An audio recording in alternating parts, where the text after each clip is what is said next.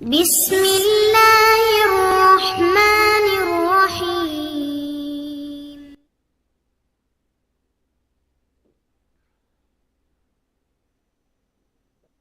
அஸ்ஸலாமு அலைக்கும் வரஹ்மத்துல்லாஹி வபரகாத்துஹு.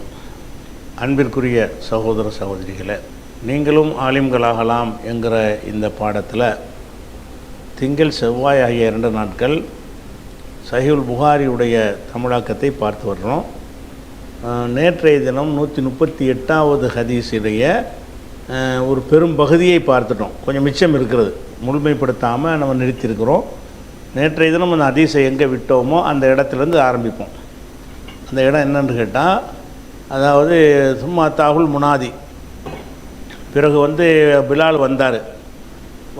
ஆதனஹு பி சலாத்தி, தொழுகையை பற்றி அறிவிப்பு கொடுத்தார். இப்போ காம மாஹு, அவரோடு ரசூல்லா எழுந்தார்கள். சலாத்தி, தொழுகைக்காக எழுந்தார்கள். இப்போ சல்லா, தொழுதார்கள். புலமியத்தவல்ல ஒழு செய்யலை. இது வரைக்கும் நம்ம பார்த்தது. இது பார்த்த உடனே இதை அம்ர் வழியாக சுஃபியான் அறிவிக்கிறார். இது அறிவிக்கிற ஆள் யார்? அதை இந்த ஹதீஸை இப்னு அப்பாஸ் வழியாக அறிவிக்கிறவர் குறைபு வழியாக அறிவிக்கிறவர் அம்ர் வழியாக அறிவிக்கிறவர் சுஃபியான். இந்த சுஃபியான் என்ன செய்கிறாருன்னா, அம்ருட்ட கேட்குறார். என்ன கேட்குறாருன்னு கேட்டால், என்னங்க ரசூல்லா தூங்கிட்டு உழு செய்யலைங்கிறீங்களே, ஒரு சந்தேகம் வரும்ல, அதுக்காக கேட்குறாரு. குல்நாளி அம்ரின், அம்ரிடத்தில் நாம் கேட்டோம்னு சொல்லக்கூடியவர் யாருன்னு கேட்டால் சுஃபியான். குல்னா, நாம் கேட்டோம். இல்லை அம்ரின், அம்ரிடத்தில் கேட்டோம். இன்னநாசன் யக்கூலுனா, சில மக்கள் சொல்கிறார்களே. என்ன சொல்கிறார்கள்னு கேட்டால், இன்ன ரசூலுல்லாஹி ஸல்லல்லாஹு அலைஹி வஸல்லம், ரசூல் ஸல்லல்லாஹு அலைஹி வஸல்லம் அவர்கள் தனாமு ஐனுஹு, அவங்களுடைய கண்கள் உறங்கும், ஒலா எனாமு கல்புஹு, அவங்களுடைய உள்ளம் உறங்காது என்று மக்கள் சொல்கிறாங்களே, அது சரியா அப்படின்னு கேட்டார் அம்ருட்ட. எதுக்கு இதை கேட்குறாரு சுஃபியானு? ஏன்னா ரசூல்லா தூங்கிட்டால் ஒழு முறிஞ்சிடும். ஒழு முறிஞ்சால் ஒழு செஞ்சுட்டு போய் தொழுவணும். ரசூல்லா என்ன செய்கிறாங்கன்னு கேட்டால், குரட்டை விடுற அளவுக்கு தூங்கிவிட்டு போய் ஒழு செய்யாமல் தொழுதுட்டாங்க. அப்போ ஒழு செய்யாமல் தொழுதாங்கன்னா இப்போ சட்டம் எப்படி எடுக்கணும்? தூங்கினால் ஒழு முறியாது தானே எடுக்கணும். அப்படி எடுக்க முடியாது. ஏன்னு கேட்டால், இது ரசூல்லாவுடைய ஒரு சிறப்பு சட்டம். இது ரசூல்லாவுக்கு மாத்திரம் உள்ள சட்டத்தில் ஒன்று. என்னென்னு கேட்டால், நபி அவர்களுடைய தூங்குனாங்கன்னு சொன்னால் கண் தான் தூங்கும், கல்பு தூங்காது. கல்பு தூங்காதுன்னு சொன்னால், விழிப்போடு இருந்தோம் என்று சொன்னால் நம்ம காற்று வெளிப்பட்டால் கூட தெரிஞ்சிடும். அந்த மாதிரி தூங்குறதுலே ஒரு அறத்தூக்கம் மாதிரி தூக்கம். நபிமார்களுடைய தூக்கம் எப்படி இருக்கும்னு கேட்டால், கண்ணுக்கு ஒரு ரெஸ்ட்டுக்காக தூங்குவாங்களே தவிர கல்பு உறங்காது என்று மக்கள் சொல்கிறாங்களே, அது சரியான்னு கேட்குறாரு. எதுக்கு அதை கேட்குறாரு? இப்போ அதனால தான் ஒழு செய்யலை அப்படின்னு கருத்துக்காக கேட்குறாரு. குல்னா, சுஃபியான் சொல்கிறாரு, குல்நாளி அம்ரின், அம்ரிடத்தில் நாங்கள் கேட்டோம். இன்னநாசன் யகூலுன, மக்களில் சில பேர் சொல்கிறார்களே. என்ன சொல்கிறார்கள்? இன்ன ரசூலுல்லாஹி ஸல்லல்லாஹு அலைஹி வஸல்லம், அல்லாஹ்வுடைய தூதர் அவர்களுக்கு தனாமு உறங்கும், ஐனுஹு, அவங்களுடைய கண் உறங்கும். ஐனுடா கண், தனாமுடா உறங்கும். தனாமு ஐனுஹு, அவங்களுடைய கண் உறங்கும் என்றும், ஒலா எனாமு உறங்காது, கல்புஹு, அவங்களுடைய உள்ளம் உறங்காது என்றும் மக்கள் சொல்கிறாங்களே அப்படின்னு சொல்லி மக்கள் சொல்கிறாங்களே. அதை பற்றி நீங்கள் என்ன நினைக்கிறீங்கன்னு வச்சுக்கிறதில்ல. அவர்கிட்ட கேள்வி கேட்குறது அப்படி தானே கேட்கணும். மக்கள் சொல்கிறாங்களே அப்படின்னா இது குறித்து உங்களுடைய கருத்து என்ன அப்படின்ட்டு அர்த்தம் வச்சுக்கணும். கேட்ட உடனே அவர் சொல்கிறாரு, அம்ரு பதில் சொல்கிறாரு, சமயத்து உபைதப்னு உமைர் சொல்ல நான் கேட்டிருக்கிறேன். இந்த உபைதப்னு உமைருங்கிறவர் யாருன்னு கேட்டால், இது ஒரு மூத்த ஒரு தாபியில் உள்ளவர். அதிகமாக ஆயிஷா நாயிட்டிருந்து ஹதீஸில் நேரடியாக கேட்டு அறிவித்தவரில் ஒரு ஆள். இவர் கொஞ்சம் நிறைய விஷயதாரியாக அன்றைய மக்களால் கருதப்பட்டார். அப்போ அம்ரு என்ன பண்ணுறாருன்னு கேட்டால், இது நான் அவருக்கு நம்மளாக பதில் சொன்னால் சரியாக வராது, ஒரு மூத்தவர்கிட்ட கேட்டதை சொல்லுவோமேன்ட்டு என்ன செய்கிறாருன்னு கேட்டால், நீங்கள் இப்படி கேட்குறீங்க, நான் உபைதப்னு உமைர் சொன்னதை நான் கேட்டிருக்கிறேன், இது சம்பந்தமாக அவர் ஒரு கருத்து சொல்லியிருக்கிறாரு அப்படின்னு சொல்லிட்டு அம்ரு எடுத்து காட்டுறாரு. அம்ரு எடுத்து காட்டினார். என்ன காட்டுறாரு? சமயத்து, நான் செவியுற்று இருக்கிறேன், உபைதப்னு உமைர் என்பவரை செவியுற்றிருக்கிறேன். அந்த காலத்தில் வாழ்ந்தவங்க ஒருத்தர் ஆதாரத்தை காட்டுவதாக இருந்தால் ஹசன் பஸ்ரியை காட்டுவாங்க, இந்த உபைத் இப்னு உமைரை காட்டுவாங்க, சயீத் இப்னு முஸையபை காட்டுவாங்க. அவங்களாம் ஒரு மூத்த அறிஞர்களாக தாபீன்களாக இருக்க போய் அவங்களுடைய கருத்தை எடுத்து என்ன செய்வாங்க, ஒரு மேற்கோள் காட்டுவாங்க. அந்த மாதிரி உள்ள ஒரு ஆள் யார், இந்த உபைத் இப்னு உமைர் என்பவர். சமயத்து நான் கேட்டேன், உபைத் இப்னு உமைரின், உபைத் இப்னு உமைர் எப்பொழுது சொல்ல கேட்டிருக்கிறேன். அவர் என்ன சொன்னார்னு கேட்டால், ருயல் அம்பியாய் வஹியுன், நபிமாருடைய கனவு இருக்குத, கனவே வஹிங்கிறார். அவர் என்ன செய்கிறார், உபைத் இப்னு சொந்த கருத்து தான் சொல்கிறாரு. ருயல் அம்பியாய் வஹியுன், நபிமாருடைய ருயாண்ட கனவு. ஆண்டா பார்த்தான். ராவுலேருந்து ருயத்துன்னு ஒரு மஸ்தர் வரும், அதுக்கு வந்து பார்த்தல்னு அர்த்தமாயிரும். ராவுக்கு ருயான்னு மஸ்தர் வந்துச்சுன்னு சொன்னால் கனவு கண்டான்னு அர்த்தமாயிரும். ருயாண்ட கனவு. அப்போ ருயல் அம்பியாய், நபிமார்களுடைய கனவு என்பது வஹியுன், அதுவும் வஹி தான். கனவுல ஒன்று ரசூலுல்லாஹ் நபிமார்கள் பார்த்தாங்கன்னு சொன்னால் அல்லாஹ் வந்து அதை கட்டளையிடலான்னு விளங்கிக்கிடுவாங்க. நபிமார்களுக்கு வஹியை வந்துச்சுன்னு சொன்னால் அது கனவுலையும் வரும் அப்படிங்கிறது சொல்கிறார். ருயல் அம்பியாய் வஹியுன். அவர் கேட்டதுக்கு பதில் ரிலேட்டிவான ஒரு பதிலை சொல்கிறார். எப்படி, ருயல் அம்பியாய் வஹியுன், நபிமாருடைய கனவு வஹியாக இருக்கிறது அப்படின்னு சொல்லிவிட்டு அதுக்கு ஒரு ஆதாரத்தையும் காட்டுறாரு. இது வந்து ரசூலுல்லாஹ்வுடைய ஹதீஸ் அவர் ஆதாரம் காட்டலை, அவருடைய கருத்தை தான் சொல்கிறாரு. சொல்லிவிட்டு சும்மா பிறகு ஓதி காட்டினார். இன்னி அராஃபில் மனாமி அன்னி அதுபஹுக்க அப்படிங்கிற இந்த சாஃபாத்தில் வரக்கூடிய 102வது சூறா இருக்குல்ல, சாஃபாத்துனா 37வது சூறாவில் உள்ள 102வது வசனத்தை ஓதி காட்டினார். இந்த வசனம் என்ன சொல்லுதுன்னு கேட்டால், இப்ராஹிம் நபி அவர்கள் வந்து மகனை அறுக்க போனாங்கல்ல, உன் மகனை அறுக்கப்போ அப்படின்னு சொல்லி எல்லாம் கட்டளை விடலை, டைரெக்டாக வரல. உன் மகனை அறுத்து பலியிடுங்கிற ஒரு உத்தரவு எதில் வரல, டைரெக்டாக நேரடியாக இப்ராஹிம் நபிக்கு வரல. அவர் கனவுல தான் வந்துச்சு. கனவுல வந்து அவர் எப்படி எடுத்துக்கிட்டாரு, நம்ம கனவுல சொன்னால் அல்லாஹ் நமக்கு செய்தியை சொல்கிறான், இது கனவுன்னு நம்ம தள்ளக்கூடாது, நமக்கு வஹி இது அப்படின்னு எடுத்துக்கிட்டு தான் என்னஞ்சார், மகனை அறுக்கிறதுக்கு தயாராகி முன் வந்து போனார். அதையும் எல்லாம் கவனிச்சிக்கிட்டு இருந்தால் கடைசி நேரத்தை அறுக்காமல் தடுத்து ஒரு ஆட்டை கொடுத்து அதை சரி பண்ணான்னு வருது. அதில் அந்த வசனத்தை காட்டுறார். சும்மா பிற ஓதி காட்டினார். இன்னி அராஃபில் மனாமி, நான் வந்து உறக்கத்திலே பார்த்தேன், அன்னி அதுபகுக்க, உன்னை நான் அறுப்பது போல பார்த்தேன் என்று இஸ்மாயில்கிட்ட சொல்கிறாங்க இப்ராஹிம் நபி. அந்த வாசகத்தை எடுத்து ஆதாரமாக காட்டுறார். அப்போ நபிமானுடைய கனவுல காண்றது வஹிங்கிறதுக்கு ஆதாரம் காட்டிட்டார்ல. அவருடைய சொந்த கருத்தை சொன்னாலும் அந்த சொந்த கருத்துக்கு சான்ற வச்சுட்டார் யார், உபைத் இப்னு உமைர் என்பவர். அப்போ இந்த வசனத்தை ஓதி காட்டி என்ன செய்கிறாருன்னு கேட்டால், இப்ராஹிம் நபி வந்து ஒரு மகனை அறுக்கணுன்னு கூட்டிகிட்டு போகிறாரு. கனவு தானே, சைத்தான் வேலைன்னு சும்மா இருந்துட வேண்டியது தானே. சைத்தான் வேலையெல்லாம் உங்களுக்கும் எனக்கும் தான், நபிமார்கள் கிடையாது. நபிமார்களில் ஒன்று செய்யுங்கன்னு அல்லாஹ் சொல்லிட்டான்னு சொன்னால் அது அல்லாஹ் தான் சொல்கிறான். கனவுல காட்டிட்டாலும் நீ என்ன செய்யணும், அதை செய்யணும். கனவில் ஒன்றை அல்லாஹ் உங்களுக்கு நபிமார்களுக்கு காட்டிவிட்டான் என்று சொன்னால் விடிஞ்ச பிறகு அந்த நபிமார்கள் அதுக்கு செயல் வடிவம் கொடுக்கணும். ஏன்னு கேட்டால் கனவுல வர்றதும் வஹி, அவங்களுக்கு இந்த வஹி என்பது கனவு மூலமாகவும் வரும் அப்படிங்கிறதுக்கு இது ஆதாரத்தை காட்டி, அப்போ கனவுல வஹி வரும்டா என்ன அர்த்தம், அவங்க தூக்கத்தில் இருக்கும்போதும் விழிப்போடு இருக்கிறார்கள் என்கிற அந்த கருத்து சரிங்கிறார். மக்கள்லாம் பேசிக்கிறாங்களே, நபிமாருடைய கண் உறங்கும் கல்பு உறங்காதுன்னு பேசிக்கொள்கிறார்களே அப்படின்னு கேட்டதுக்கு சொல்கிறாரு, அது கரெக்டு தான். டைரெக்டாக சொல்லவர் அந்த கருத்தை சொல்கிறார், கரெக்டு தான். ஏன்னு கேட்டால் இப்ராஹிம் நபி வந்து கனவுல உள்ளதை தூக்கத்தில் தானே பார்த்தாரு. தூக்கத்தில் இருந்து மகனை அறுக்கிற மாதிரி பார்த்துவிட்டு காலையில் போய் அறுக்க போயிட்டாரா இல்லையா. அப்போ அல்லாட்டிருந்து செய்தி வருதுன்னு சொன்னால் அவர் தூங்கலன்னு தானே அர்த்தம். தூங்கிட்டு இருக்காளுக்கு செய்தி அனுப்ப முடியுமா? ஒரு தூங்குறாருன்னா தூக்கத்திலே கிடந்தார்னு சொன்னால் அவருக்கு செய்தி அனுப்ப முடியாது. தூங்கியும் தூங்காமலும் இருந்தால் தான் அந்த செய்தி அனுப்ப முடியும். அப்போ இவர் என்ன செய்கிறா, இப்ராஹிம் நபி என்ன செய்கிறாங்கன்னா தூக்கத்தில் பார்க்குறாங்கன்னு கேட்டால் அவங்களுக்கு இந்த கனவுல காண்பது அல்லாட்டிருந்து வர்ற செய்தின்னு விளங்குகிற உணர்வோடு பார்க்குறாங்க. அப்போ அதுக்கு பதில் அப்படி சொல்கிறார். எப்படி சொல்கிறாரு, உபைத் இப்னு உமைர் சொல்கிறாரு, ருயல் அம்பியாய் வஹியுன், நபிவானுடைய ருயா என்பது கனவு என்பது வஹி தான் சொல்லிவிட்டு சும்மா பிற ஓதினா. இதான் முழு வசனம். அவர் ஒரு சின்ன துணுக்க போட்டிருக்கிறாரு. அந்த முழு வசனத்தையும் ஆச்சு விட்டு நம்ம கடந்துடலாம். பலம்மா பலக, அடைந்த பொழுது, இப்ராஹிம் நபி அவர்கள் அடைந்த பொழுது, மாஹுன்னா அவரோடு மகனோடு, இஸ்மாயிலோடு அடைந்த பொழுது, சாய அந்த அதாவது அந்த உழைக்கும் பருவத்தை, இப்ராஹிமுடைய பிள்ளை இஸ்மாயில் வந்து பச்சை குழந்தை இருப்பார்ல, அப்போ நடந்தது இல்லது.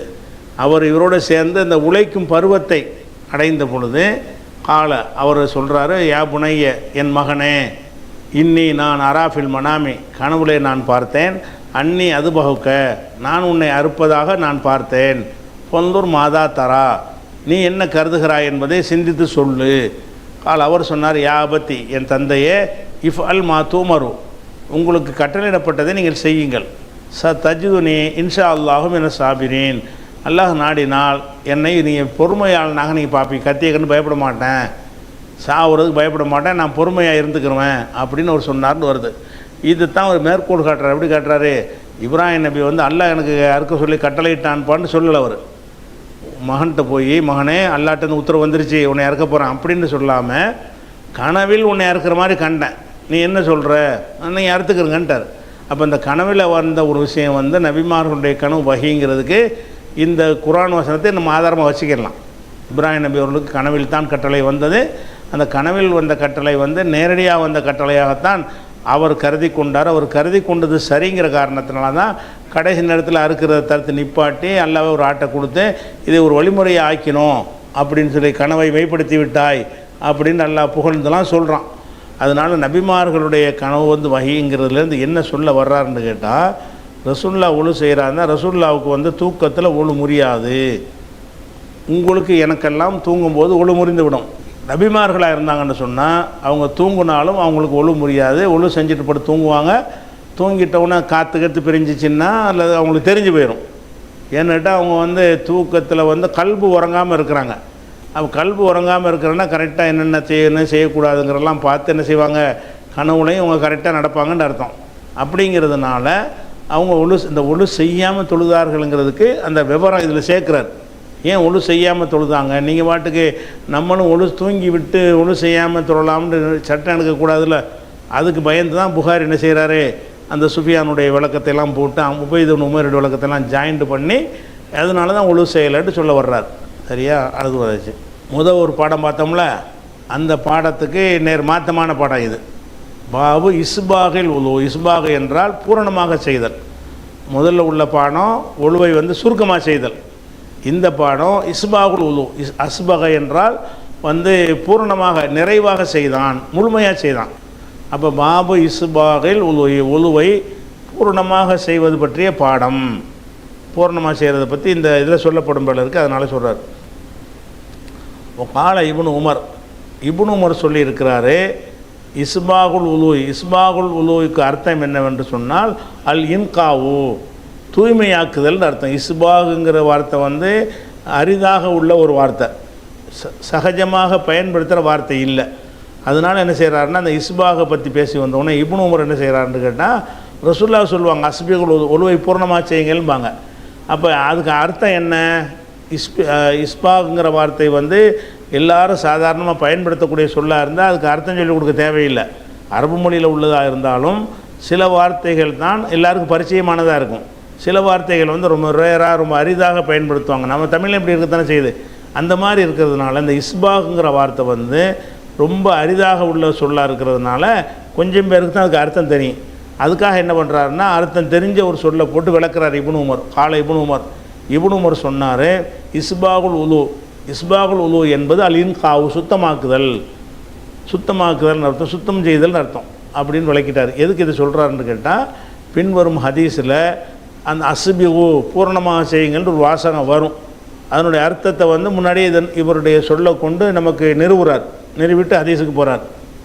ஹதீஸ் என்ன? 139. ஹந்தசனா அப்துல்லாஹி இப்னு மஸ்லமா. அப்துல்லாஹி இப்னு மஸ்லமா நமக்கு சொன்னார். அவர் யார் வழியாக சொன்னார்னா, ஹத்தஸ அன் மாலிக் வழியாக அவர் அறிவித்தார். அவர் அறிவித்தார் அன் மூஸா பின் உக்பா வழியாக அவர் அறிவித்தார். அவர் அறிவித்தார் அன் குரைப் வழியாக அவர் அறிவித்தார். அந்த குரைபு யாருன்னு கேட்டால் மௌலா இப்னு அப்பாஸால் விடுதலை செய்யப்பட்ட ஒரு அடிமை. இப்னு அப்பாஸுடைய இருப்பார். இப்னு அப்பாஸுடைய பெரும்பாலான செய்திகளை குரைபு தான் அறிவிப்பார். குரைபு வழியாக அறிவிக்கிறாரு. அந்த குரைபு யாருங்கிறத சொல்லும் பொழுது மௌலா இப்னு அப்பாஸுடைய விடுதலை செய்யப்பட்ட அடிமை. மௌலாங்கிற வார்த்தை வந்து அதாவது பல அர்த்தத்துக்கு வரும். மௌலான்னு சொன்னால் அந்த காலத்தில் ஒருத்தர் இஸ்லாம் தழுவுறான்னு வைங்களேன், முஸ்லீம் அல்லாத ஒருத்தர் தழுவுறதாக இருந்தால் அங்கே முஸ்லீமில் உள்ள முக்கியமான ஒரு ஆளை வந்து பார்ப்பார். பார்த்தோன்னே இவர் என்ன செய்வார், இஸ்லாத்தை எல்லாம் புரிய வச்சு களிமா சொல்லி கொடுப்பார். அவர் களிமா சொல்லுவார். அப்படி சொன்ன உடனே என்ன செய்வாங்கன்னு கேட்டால் அவருக்கு ஒரு மௌலான்றுவாங்க. அதாவது யார் மூலம் ஒருத்தரை இஸ்லாத்தை தழுவுனாரோ, யார் காரணமாக இருந்தாங்களோ அவங்களையும் மௌலான்னு சொல்லுவாங்க. மௌலான்னா என்ன அர்த்தம்? மௌலா இப்ராஹிம்னு சொன்னால் இந்த ஆளை இப்ராஹிம் வழியாக இஸ்லாத்தை தழுவி இருக்கிறார்னு அர்த்தம். ஒருவரால் இஸ்லாத்தை தழுவியவர் அப்படிங்கிறதுக்கு இந்த மௌலாங்கிற வார்த்தையை பயன்படுத்துவாங்க. இதை வச்சு தான் இந்த மௌலா இஸ்லாம்ங்கிறாங்கல்ல, புதுசாக இஸ்லாத்துக்கு வர்றவங்கள இதிலேருந்து இதை தப்பாக புரிஞ்சுக்கிட்டு தான் அதை பயன்படுத்துகிறாங்க. மௌலான்னு சொன்னால் ஒரு ஆள் வழியாக இன்னொருவர் இஸ்லாத்தை ஏற்றுக்கொண்டார் என்று சொன்னால், யார் வழியாக ஏற்றுக்கொண்டாரோ அந்த பெரியவரை இவர் மௌலான்னு சொல்வார். மௌலான்னா எஜமான் அர்த்தம். ஆனால் அந்த அர்த்தம் கிடையாது. இவர் மூலமாக தான் எனக்கு இஸ்லாம் கிடைச்சிச்சு அப்படிங்கிறதுக்கு மௌலாங்கிறத போடுவாங்க. அதே மாதிரி மௌலாங்கிறது ஒருத்தருக்கு அடிமையாக இருக்காருன்னு வைங்க, காசு கொடுத்து வாங்கப்பட்ட அடிமை, அப்படி இருந்தாலும் அவரை மௌலான்னு சொல்லுவாங்க. அடிமையாக இருந்தவரை விடுதலை செஞ்சிட்டாருன்னு வைங்க, அப்போவும் மௌலான்னு சொல்லுவாங்க. மௌலாங்கிற வார்த்தைக்கு அடிமை, விடுதலை செய்யப்பட்ட அடிமை, அவர் மூலமாக இஸ்லாத்தை கற்றுக் கொடுத்தவர் அப்படிங்கிற 3 அர்த்தத்துக்கு அது பயன்படுத்துவாங்க. இந்த இடத்துல ஒரு அடிமையாக இருந்தார், விடுதலை செய்யப்பட்டார். ஹதசன் குறைபின், அந்த மூசாங்கிறவர் குறைபொழியாக அறிவிக்கிறாரு. அந்த குறைபு யார் என்று கேட்டால் மௌலா இப்னு அப்பாஸ். இப்னு அப்பாஸுடைய மௌலா அவர். இப்னு அப்பாஸ்கிட்ட விடுதலை செய்யப்பட்ட ஒரு அடிமை. அவர் யார் வழியாக அறிவிக்கிறார்னா ஹத்தஸ அன் Usama bin Zaid. Usama bin Zaid வழியாக குறைபு வந்து இப்னு அப்பாஸ்கிட்ட அறிவிக்கலை. இப்னு அப்பாஸுடைய அடிமைங்கிற ஒரு அடையாளத்துக்கு சொல்லப்படுறது. குறைபு தான் அறிவிக்கிறார். யார் வழியாக அறிவிக்கிறார்னு கேட்டால் அன் Usama bin Zaid. Usama bin ஜெயிதுங்கிற ஜெயிது வளர்ப்பு மகண்டு ஒருத்தரை வச்சுருந்தாங்கல்ல, அவருடைய மகன் தான் உசாமா. உசாமா வழியாக அவர் அறிவித்தார். என்ன அறிவித்தார்னா அன்னஹு, அந்த உசாமா வந்து சமியஹு யக்கூலு, அவர் கூறுவதை கூறுவதை கேட்டிருக்கிறார். சமியன்னா செவியிட்டிருக்கிறார். உசாமா சொல்வதை செவியிட்டிருக்கிறான்னு சொல்லிட்டு அந்த செய்தியை சொல்கிறார். உசாமா என்ன சொன்னார்ன்னு கேட்டால் தஃபா ரசூலுல்லாஹி ஸல்லல்லாஹு அலைஹி வஸல்லம், ரசூல்லா வந்து புறப்பட்டார்கள். தஃபாங்கிற வார்த்தைக்கு வந்து நிறைய அர்த்தம் உள்ள ஒரு சொல்லு தஃபாங்கிறது. தஃபான்னா ஒருத்தன் நம்மளை அடிக்க வரான்னு வைங்க, திருப்பி தடுத்தோம்னு சொன்னால் அதுக்கு பேர் தஃபா. தஃபா என்று சொன்னால் தடுத்தல், தற்காப்புக்காக தடுத்து கொள்ளுதல்ங்கிற அர்த்தமும் தஃபா என்கிற ஒரு சொல்லுக்கு இருக்கிறது. இந்த பொருளை வந்து நான் வந்து உங்கள் இப்ராஹிம்கிட்ட கொண்டு கொடுங்கன்னு கொடுத்து விட்றேன், அதுக்கு தஃபாண்டா கொடுத்து அனுப்பினார். தஃபாங்கிற வார்த்தைக்கு தடுத்து நிறுத்தினார் என்ற அர்த்தமும் இருக்கிறது, கொடுத்து அனுப்பினார் என்ற அர்த்தமும் இருக்கிறது. தஃபாங்கிற வார்த்தைக்கு பின்னாடி மின் வந்துருச்சுன்னு சொன்னான். தஃபாவுக்கு பிறகு மின் போட்டாங்கன்னு சொன்னால் புறப்பட்டார். தஃபாவுக்கு அவரே புறப்பட்டு போனார்னு அர்த்தமாயிரும். இந்த இடத்துல இந்த புறப்பட்டாருங்கிற அர்த்தத்துக்கு வந்திருக்குது. ஏன்னு கேட்டால் மின் அரஃபான்னு பின்னாடி வந்ததுனால. இப்போ பாருங்கள், தஃபா ரசூலுல்லாஹி ஸல்லல்லாஹு அலைஹி வஸல்லம், ரசூல் ஸல்லல்லாஹு அலைஹி வஸல்லம் அவர்கள் புறப்பட்டார்கள். மின் அரஃபத்த, அரஃபாவிலிருந்து புறப்பட்டார்கள். அப்போ அரஃபாவில் இருந்து விட்டு அங்கேருந்து வெளிக்கிளம்புறாங்கல்ல, ஹஜ்ஜிக்கு போய் அரஃபாவில் தங்குறாங்க. அப்போ இது ஹஜ்ஜி சந்தர்ப்பத்தில் நடந்ததுன்னு விளங்குறது. தஃபா ரசூலுல்லாஹி ஸல்லல்லாஹு அலைஹி வஸல்லம் மின் அரஃபா, ரசூலுல்லாஹ் அரஃபாவிலேருந்து புறப்பட்டார்கள். ஹத்தா இதாக்கான பிஷபி, ஷேபுன்னு சொன்னால் வந்து கணவாய்ன்னு சொன்னால் மலை இருக்குன்னு வைங்களேன். சிங்கிள் மலை இருக்கிற இடத்துல கணவாய் வராது, 2 மலை இருக்கணும். இப்படி ஒரு மலை, இப்படி ஒரு மலை இருக்குன்னு வைங்களேன். இந்த 2க்கு நடுவில் இந்த பள்ளமாக இருக்கிற பகுதி இருக்குல்ல, இதுக்கு பேர் தான் கணவாய். 2 மலைகளுக்கு நடுவில் உள்ள அந்த பாதை இருக்குல்ல, 2 மலைகளுக்கு நடுவில் அமைந்திருக்கக்கூடிய பாதை, அந்த பாதையை தான் கணவாய்ன்னு சொல்லுவாங்க. அப்போ வந்து ஹத்தா இதாக்கான பிஷபி, அந்த ஒரு கணவாயில் ரசூல்லா போன பொழுது நசலை இறங்கினார்கள். மலையிலேருந்து அரஃபா மலையிலேருந்து இறங்குறாங்க. இங்கிட்டு ஒரு மலை, இங்கிட்டு ஒரு மலை. இறங்கி வந்த இடம் வந்து கணவாய், மக்கள் வந்து நடமாடுற ஒரு இடம். அந்த இடம் வந்தவொன்னு என்ன செஞ்சாங்கன்னா நசலை, வாகனத்துலேருந்து கீழே இறங்குனாங்க. கணவாயில் போய்கிட்டு இருக்கும்போது, கணவாய்ங்கிற போக்குவரத்துடைய தெருவு தானே ஏறக்குறைய. அப்போ நசலை கீழே இறங்கினார்கள். நசல மின் ராகிலத்தி, அவங்களுடைய வாகனத்திலிருந்து கீழே இறங்கினார்கள்னு வச்சுக்கணும். கீழே இறங்கினார்கள். இறங்கி பால சிறுநீர் கழித்தார்கள். அப்போ யூரின் போகிற மாதிரி வந்திருக்கு, நெஞ்சிருக்கிறாங்க. அந்த மலையடி ஓரம் வந்தவுடனே அந்த இடத்துல ஓரமாக போய் நெஞ்சிருக்காங்க, சிறுநீர் கழித்திருக்கிறாங்க. கழித்து விட்டு சும்மா பிறகு தவல்லா ஒழு செய்தார்கள். ஒழு செய்யும் பொழுது ஒலம் யுஸ்பிகில் உழுவ ஒழுவை வந்து பூரணமாக செய்யலை, அதாவது மேம்போக்காக செஞ்சாங்கன்னு அர்த்தம். ஒலம் யுஸ்பிகில் ஒழுவை பூரணமாக செய்யவில்லை, ஆனால் ஒழு செஞ்சாங்க.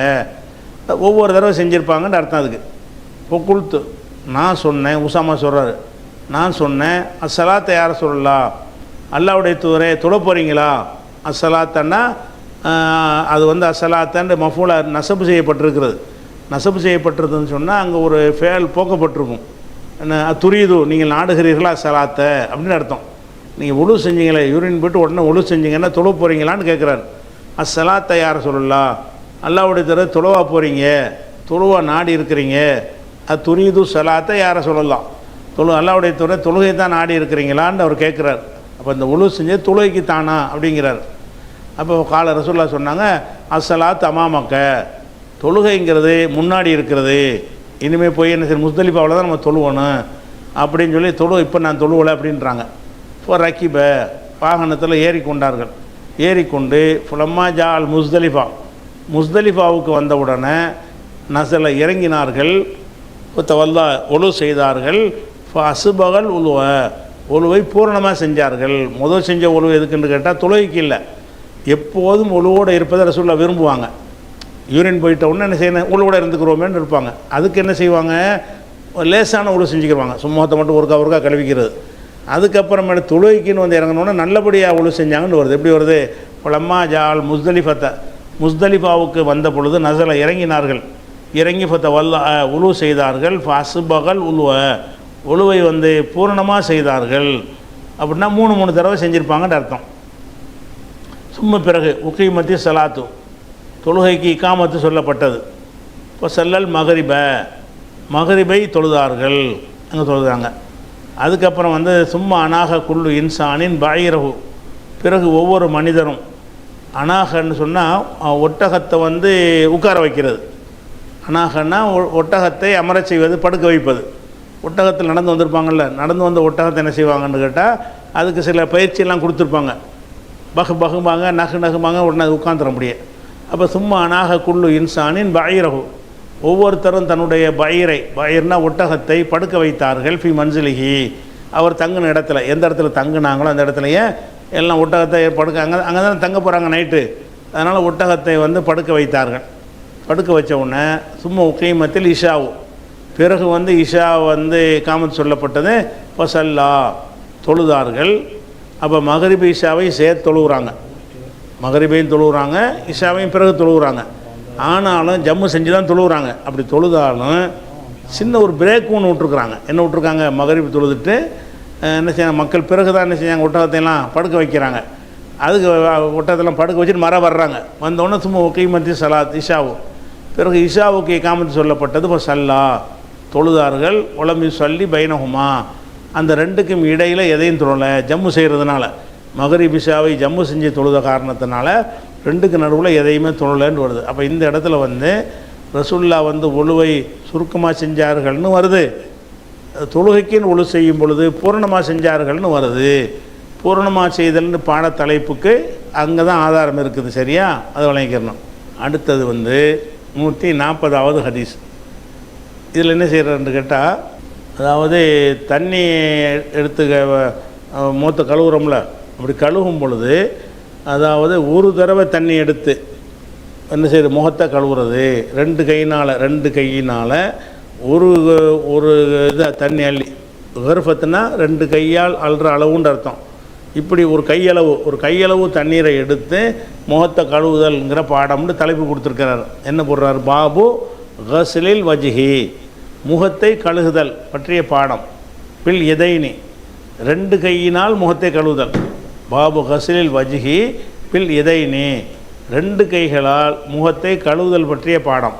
2 கைகளை எப்படி கழுவுறதுன்னு கேட்டால், 2 கைகளால் எப்படி கழுவுறதுன்னு கேட்டால், மின் கர்ஃபத்தின் வாஹிதத்தின், ஒரு கர்ஃபத்திலிருந்து, ஒரு கையளவிலிருந்து. கர்ஃபத்துங்கிற வார்த்தைக்கு வந்து இப்போ 2 கையிலையும் சேர்த்து ஒரு அல்றம்ல, அதுக்கு பேர் கர்ஃபத்துமாங்க. தண்ணி வந்து அளந்து சொல்வதற்கு கோலையில் அள்ளிட்டு இருக்கிறாங்க, இல்லை தானே கையில் தானே அள்ளுறாங்க. அதுக்காக கையை வச்சே என்ன செய்கிறாங்க, அந்த அளவு சொல்கிறாங்க.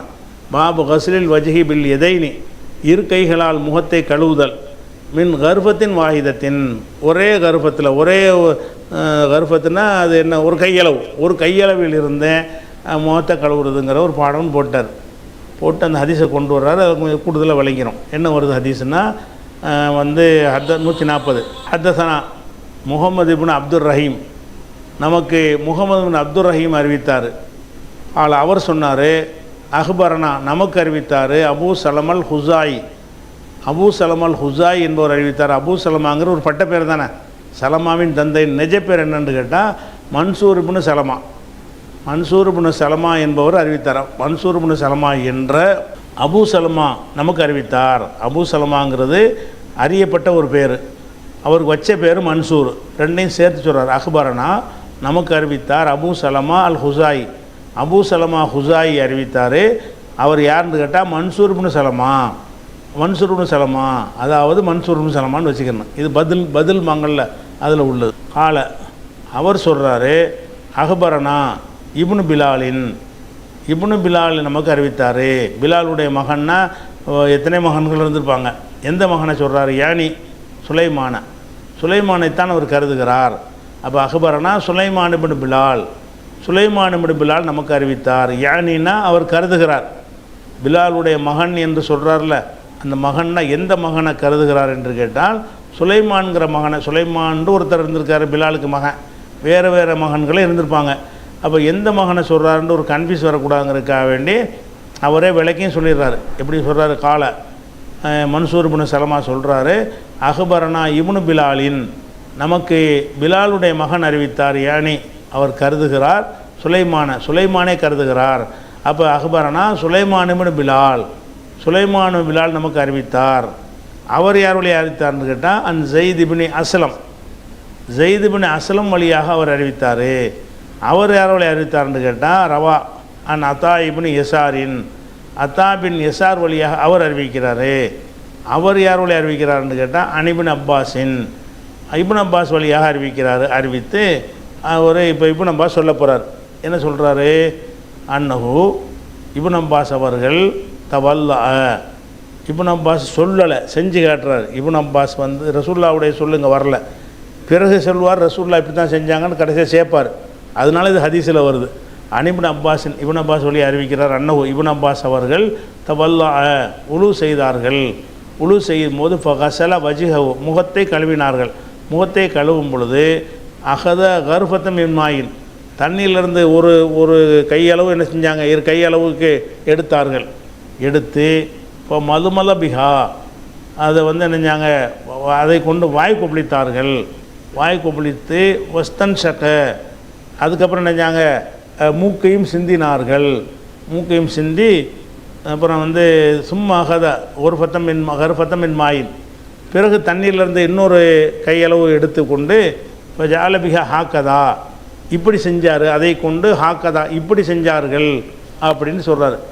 இப்படி செஞ்சார்கள்னு சொன்னால் என்னன்னு கேட்டால் அதை செஞ்சு காட்டியிருக்கிறார். இப்படி செஞ்சார்கள்னு வார்த்தையில் சொன்னால் கேட்குறவங்களுக்கு விளங்காது. இப்படி செஞ்சார்கள்னால் அதை கைனால் செஞ்சு காட்டணும். காட்டினார்னு வருது. அதில் எப்படி வருதுன்னு கேட்டால் அதாவது சும்மா அகத பிறகு எடுத்தார்கள். முதல்ல ஒரு கையில் தண்ணி எடுத்துட்டாங்க. தண்ணி எடுத்து மூக்குக்கும் தண்ணி செலுத்தினாங்க. வந்து என்னஞ்சாங்க தண்ணி சிந்துனாங்க. மூக்கு தண்ணி வாய்க்கு பிடிச்சாங்க. தண்ணி எடுத்தாங்க. தண்ணி எடுத்து கொஞ்சம் வாய்க்கு பிடிச்சிக்கிட்டாங்க. அப்படி மூக்கில் கொஞ்சம் ஏற்றி விட்டாங்க. மூக்கு சிந்துனாங்க. ஒரு கை தண்ணீரில் அது முடிஞ்சிருச்சு வேலை. அதுக்கு அடுத்தது சும்மா அகத கர்ஃபத்தம் மின் மாயின், பிறகு இன்னொரு தண்ணீர் இதை எடுத்தார்கள். இப்போ ஜால பிகா அதை செய்தார்கள். ஹாக்கதா இப்படி செய்தார்கள், இப்படி ஆக்கினார்கள். எப்படி ஆக்கினார்கள்னு கேட்டால் அது செய்கிறார். அலாஃபஹா இலா எதிகில் உஹ்ரா, ஒரு கையை இன்னொரு கையோடு சேர்த்தார். சேர்த்து இப்போ கசல பிஹிமா வஜேஹு, அந்த ரெண்டு கையிலையும் கொண்டு முகத்தை கழுவுனார். இப்படி செஞ்சு காட்டினார். இப்படி செஞ்சார்கள்னு சொல்லும்போது என்ன செய்கிறாருன்னு கேட்டால் இப்படி கையை கொண்டு வர்றாரு, இப்படி காட்டுறார். இப்படி வந்து இப்படி கழுவுனதை காட்டுறாரு. எப்படி செஞ்சு காட்டுறாரு, ஒரு கையோடு ஒரு கையை சேர்த்து ரெண்டு கையினாலே முகத்தை போட்டு கழுவுற மாதிரி ஒரு செயல்முறையில் ஒரு காட்டுறாரு. அப்போ அது ஜாலபிகா ஹாக்கதா, அந்த கையை கொண்டு இப்படி செய்தார்கள் அப்படின்னு சொல்லிட்டு அல்லாஃபஹா இப்னு அப்பாஸ் அந்த கையை சேர்த்தார்கள். இலா எதிகில் உஹ்ரா, இன்னொரு கையில் கொண்டே சேர்த்தார்கள். சேர்த்து கசல பிஹிமா வஜஹு, அந்த ரெண்டு கையை கொண்டும் முகத்தை கழுவினார்கள். அப்போ முகத்தை கழுவுறதுக்கு முதல் கை எடுத்து மூக்குக்கு தண்ணி செலுத்திட்டாங்க, வாயை கொப்பளிச்சிட்டாங்க. ரெண்டாவது எடுத்து என்ன செஞ்சாங்கன்னு கேட்டால் அதை இப்படி செய்தார்கள்னு வருது. இப்படி செய்தார்களுக்கு என்ன அர்த்தம்னு கேட்டால் அலாஃபஹா, அந்த கையை சேர்த்தார்கள், இலா எதிகில் உஹ்ரா, இன்னொரு கையில் போய் சேர்த்தார்கள். சேர்த்து விட்டு ஃபஜஅல ஃபகஸல பிஹிமா வஜ்ஹஹு, அந்த ரெண்டு கையை கொண்டு முகத்தை கழுவினார்கள். இப்போ ரெண்டு கையினால் தண்ணி எடுத்து முகத்தை கழுவுதல்ங்கிற பாடத்துக்குரிய விஷயம் வந்துவிட்டது. அதுக்கடுத்த விஷயத்தை இன்ஷா அல்லாஹ் தொடர்ச்சியாக உள்ளதை நம்ம அடுத்த வாரத்துக்கு பார்ப்போம்.